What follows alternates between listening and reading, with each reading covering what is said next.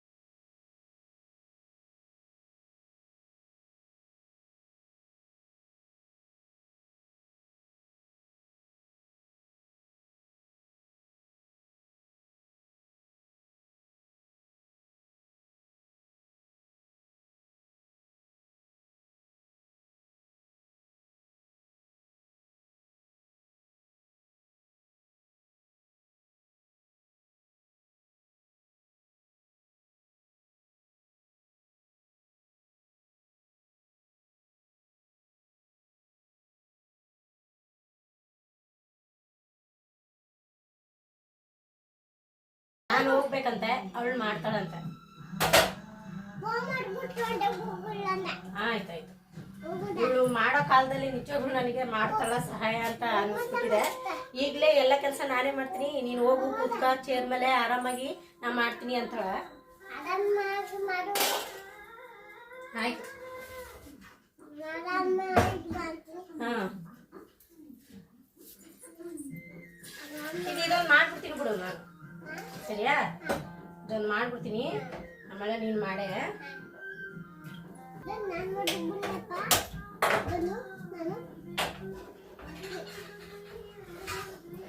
ಇದಕ್ಕೆ ಈಗ ರುಚಿಗೆ ತಕ್ಕಷ್ಟು ಉಪ್ಪು ಹಾಕ್ಬಿಟ್ಟು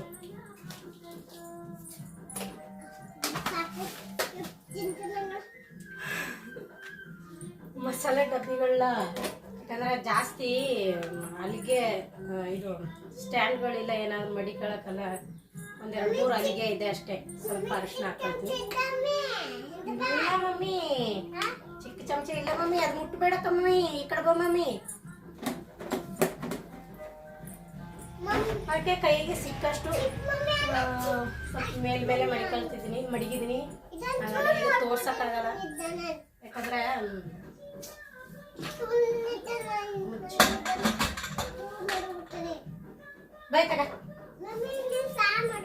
ಸಾರು ಮಾಡ್ತೀನಿ ನಾನು.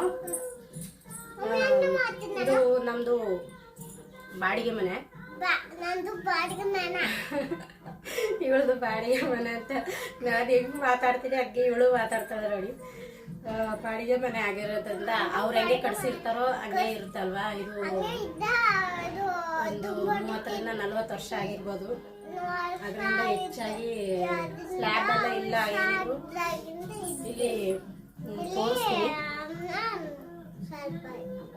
ಇದು ಸ್ಲ್ಯಾಬು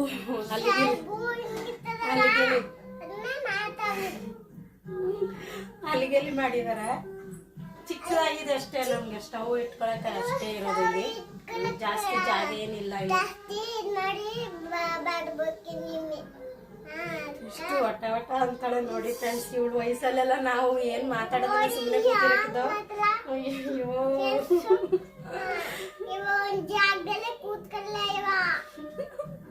ಹಳ್ಳಿ ಬಸ್ ಮಾತಾಡ್ತಿದ್ದಾರೆ. ನಿಮ್ಗೆ ಚಾಮರಾಜನಗರದಲ್ಲಿ ಇರೋರಿಗಾದ್ರೆ ಗೊತ್ತೇ ಇರುತ್ತೆ. ಇಲ್ಲಿ ಹಳ್ಳಿ ಬಸ್. ನಾನು ಇಲ್ಲಿಗೆ ಬಂದು ನಮ್ಮೂರ್ದು ಕನ್ನಡ ಭಾಷೆನೇ ಜಾತ್ರೆ ಇದೆ ಅಂತ ಬಂದ್ಬಿಡಿ ಆಯ್ತಾ. ಬರ್ತೀಯ ಕಕ್ಕ ಬರ್ಲ? ಅವ್ರು ಬರದವ್ರು ಏನ್ ಕೊಡ್ತೀಯ ಅವ್ರಗ? ತಿಂಡಿ ಕೊಡ್ತಾಳಂತೆ. ಇವ್ರೂರು ಜಾತ್ರೆಗೆ ಬಂದ್ಬಿಡಿ, ನಿಮ್ಗೆಲ್ಲ ತಿಂಡಿ ಕೊಡ್ತಾಳೆ. ಆಮೇಲೆ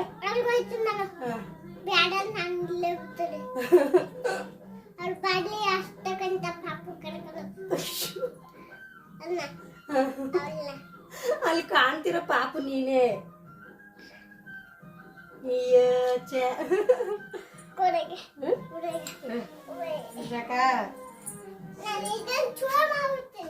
ಮಾತಾಡ್ತಾಳೆ ನೋಡಿ ಫ್ರೆಂಡ್ಸ್.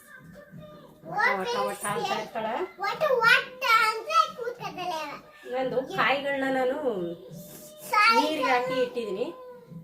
ಏನಕ್ಕೆ ನೀರಿಗೆ ಹಾಕಿದ್ದೀನಿ ಅಂದ್ರೆ ನಮ್ಮ ಮನೇಲಿ ಫ್ರಿಜ್ ಇಲ್ಲ, ಅದರದ್ದಾಗಿ ಅದು ಜಾಸ್ತಿ ಮಾತಾಡೋದು, ಅದಕ್ಕೆ ಅದು ಹಾಳಾಗಬಾರ್ದಂತ ನೀರಿಗೆ ಹಾಕಿ ಇಟ್ಟಿದ್ದೀನಿ. ನೀರಿಗೆ ಹಾಕಿಟ್ರೆ ಒಂದು ವಾರ ಆದ್ರೂ ಮಡಿಕೋಬೋದು, ಏನಾಗಲ್ಲ. ಫ್ರಿಜ್ ಇದ್ರೆ ಫ್ರಿಜ್ಜಲ್ಲಾದ್ರೆ ಇಟ್ಕೋಬೋದಾಗಿತ್ತು. ನಮ್ಮ ಮನೇಲಿ ಫ್ರಿಜ್ ಇಲ್ಲ.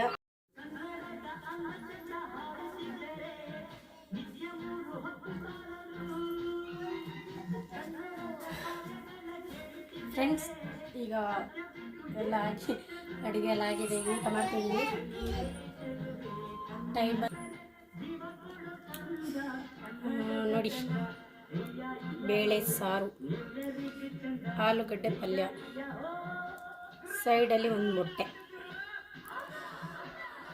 ಅವಳು ಕೂತಾವಳಲ್ಲಿ.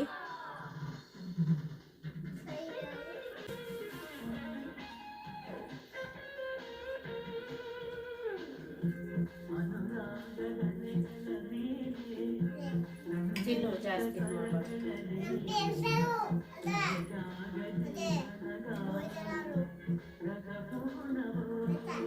ಬೇಳೆ ಸಾರಂತೂ ಸೂಪರ್ ಆಗಿ ಬಂದಿದೆ.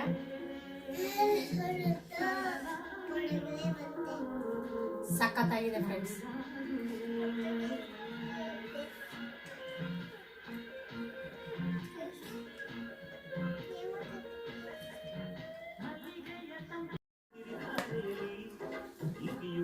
ಈಗ ತಾನೇ ಊಟ ಮುಗೀತು. ಊಟ ಮಾಡಿಕೊಂಡು ಬ್ಲಾಗ್ನ ಕಂಟಿನ್ಯೂ ಮಾಡೋಣ ಅಂತ ಮಾಡ್ತಾಯಿದ್ದೀನಿ. ನಾನು ವೀಡಿಯೋ ಮಾಡಾಗ ಏನಾದರೂ ಸರಿಯಾಗಿ ವೀಡಿಯೋ ನಿಮಗೆ ಸರಿಯಾಗಿ ಕಾಣಿಸ್ಲಿಲ್ಲ ಅಂದರೆ ಯಾರು ಬೇಜಾರು ಮಾಡ್ಕೋಬೇಡಿ, ತಪ್ಪು ತಿಳ್ಕೊಬೇಡಿ. ಯಾಕಂದರೆ ನಾನು ಒಬ್ಬಳೇ ವೀಡಿಯೋ ಮಾಡಿಕೊಂಡು ಇದು ಮಾಡಬೇಕು. ಅದರಿಂದಾಗಿ ಪ್ಲೀಸ್ ಯಾರೂ ತಪ್ಪು ತಿಳ್ಕೊಬೇಡಿ. ಇನ್ನೊಂದು ಫ್ರೆಂಡ್ಸ್, ನಾನು